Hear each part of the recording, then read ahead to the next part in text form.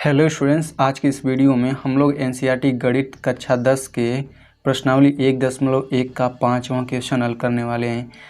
तो मैंने पहले ही क्वेश्चन नंबर 1 से 4 तक हल करवा दिया। यदि आप उन सभी वीडियोज़ को देखना चाहते हैं तो इस वीडियो के डिस्क्रिप्शन में मैं उन सभी का लिंक दे दूँगा, आप लोग वहाँ से देख लीजिएगा, ठीक ना।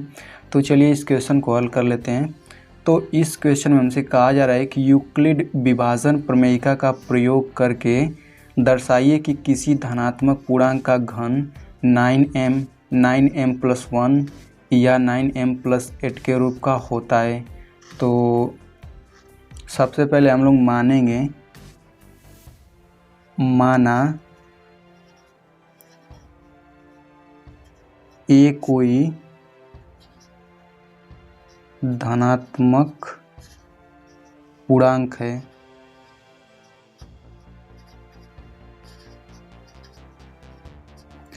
तो सबसे पहले हम लोग मानेंगे कि माना ए कोई धनात्मक पूर्णांक है तथा b बराबर 3 है। तो कुछ लोग कहेंगे कि आपने b बराबर 3 क्यों माना।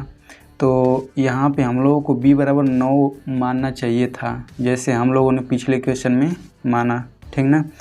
लेकिन यहाँ पे मैंने b बराबर 3 इसलिए लिया क्योंकि यदि हम लोग b बराबर 9 लेंगे तो ये काफ़ी लंबा हो जाएगा, ठीक ना। और 9 लेंगे तो अभी इसका क्यूब भी तो करना है, तो वो और बड़ा हो जाएगा, इसलिए हमने b बराबर 3 लिया है। तो जब b बराबर हम लोग 3 लेंगे तो ये बहुत ही सरल हो जाएगा, बहुत ही आसान हो जाएगा, ठीक ना। तो इसीलिए मैंने b बराबर 3 लिया है। तो इसके बाद हम लोग लिखेंगे इसलिए यूक्लिड विभाजन प्रमेयिका प्रयोग करने पर, ठीक ना। तो यूक्लिड विभाजन प्रमेयिका क्या होता है, ये होता है a बराबर b³ + r, जिसमें r का मान 0 से बड़ा होता है या फिर 0 के बराबर होता है या भाजक b से छोटा होता है, ठीक ना। तो इसी तरीके से हम लोग इसको भी लिख लेंगे, तो ये हो जाएगा a बराबर 3³ + r हो जाएगा, ठीक।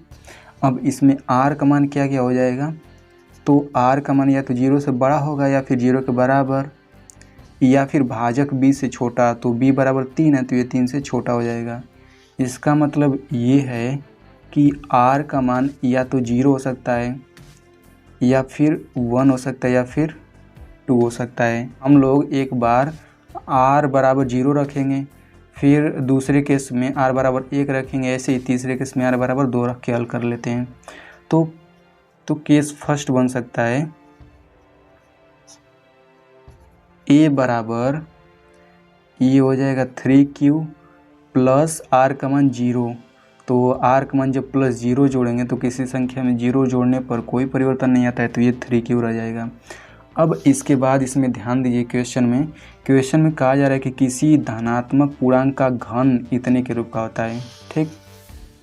तो हमने a को एक धनात्मक पूर्णांक माना है, अब इसका क्यूब हम लोग करेंगे, ठीक ना। तो जब क्यूब करेंगे तो ये हो जाएगा a³ बराबर, इसका क्यूब करेंगे 3 का क्यूब कितना होता है 27 होता है, फिर ये क्यूब हो जाएगा, ठीक।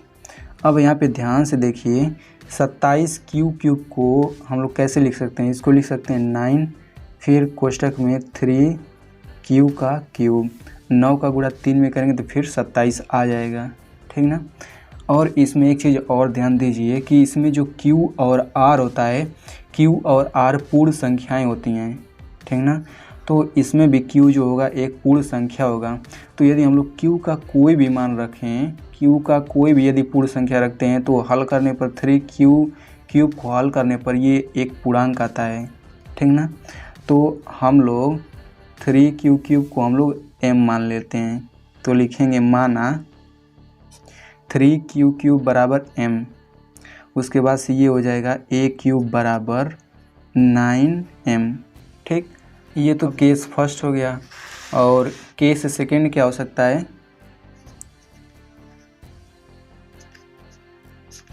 तो केस सेकंड में हम लोग लिखेंगे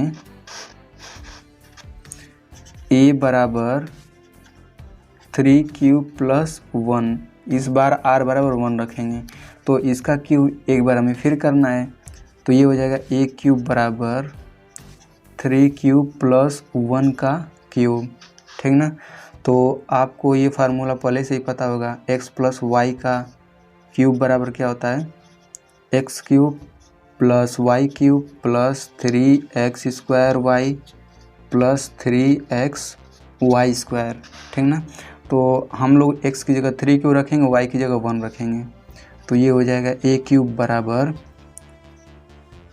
3 क्यू का क्यूब प्लस y की जगह 1 का क्यूब प्लस 3x स्क्वायर यानी कि 3 क्यू का स्क्वायर फिर into Y 1 plus 3x Y square, x की जगह क्या है 3 क्यू है, फिर y का स्क्वायर यानी कि 1 का स्क्वायर।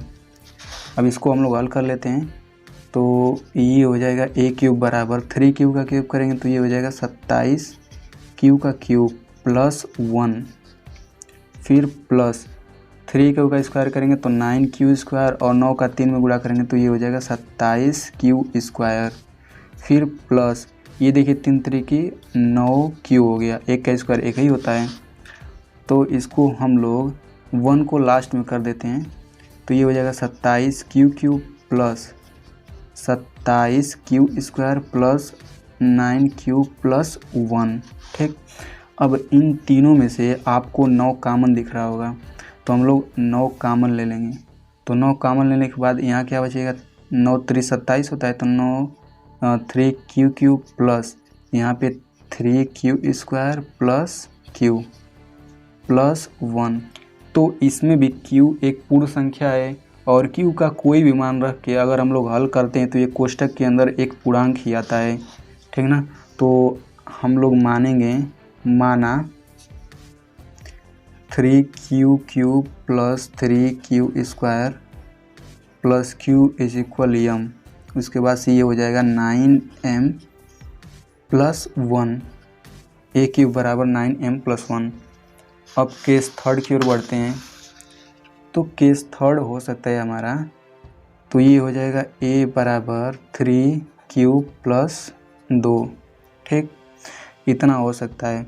तो इसका भी क्यूब करेंगे तो ये हो जाएगा a क्यूब बराबर, तो इधर करेंगे तो 3 क्यू का क्यूब, ठीक, प्लस 2 का cube plus 3x square Y यानी कि 3 क्यू का स्क्वायर इंटू वाई का मान 2, फिर प्लस 3x, x का मान 3 क्यू और वाई स्क्वायर यानी कि 2 का स्क्वायर, इसे हम लोग हल कर लेते हैं। तो 3 क्यू का क्यूब करेंगे तो 27 क्यू का क्यूब आ जाएगा, फिर प्लस 2 का क्यूब 8 प्लस यहाँ पे देखिए ये है 3 दूना के 6 हो जाएगा, ठीक ना।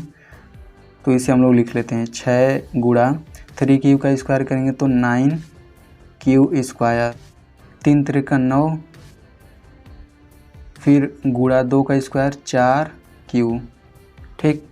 अब इसको हम लोग क्रम में 8 को लास्ट में कर लेते हैं तो ये हो जाएगा 27 क्यू क्यूब प्लस, तो इसे 6 9 54 क्यू स्क्वायर प्लस 9 चौक 36 क्यू प्लस 8 हो जाएगा, ठीक ना। अब इन तीनों में से कॉमन क्या दिख रहा है, यहाँ तक 9 दिख रहा है तो ये हो जाएगा 3 Q cube plus 6 Q square plus 4 Q plus 8, तो इसमें भी हम लोग इसके बराबर m मान लेंगे तो लिखेंगे माना 4 क्यू इज इक्वल m, ठीक ना। तो ये हो जाएगा a क्यूब बराबर 9m प्लस 8, ठीक ना। तो अगर तीनों केस में अगर देखें तो देखिए यहाँ पे 9m आ रहा है और यहाँ पे 9m प्लस 1 आ रहा है और यहाँ पे 9m प्लस 8 आ जा रहा है, यानी कि हमें यही सिद्ध करना था कि 9m प्लस 1 या फिर 9m प्लस 8 के रूप का होता है।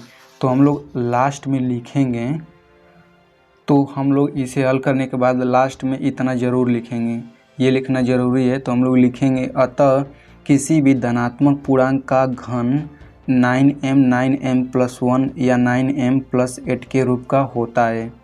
तो आई होप आपको ये क्वेश्चन समझ में आ गया होगा। तो स्टूडेंट्स, यदि आप ऐसे ही क्लास 9th के NCERT मैथ को बिल्कुल सरल भाषा में पढ़ना चाहते हैं तो आप मेरे चैनल को सब्सक्राइब कर सकते हैं और सब्सक्राइब करने के बाद इस घंटे के निशान पर क्लिक करके ऑल पे क्लिक कर दीजिए। Thanks for watching.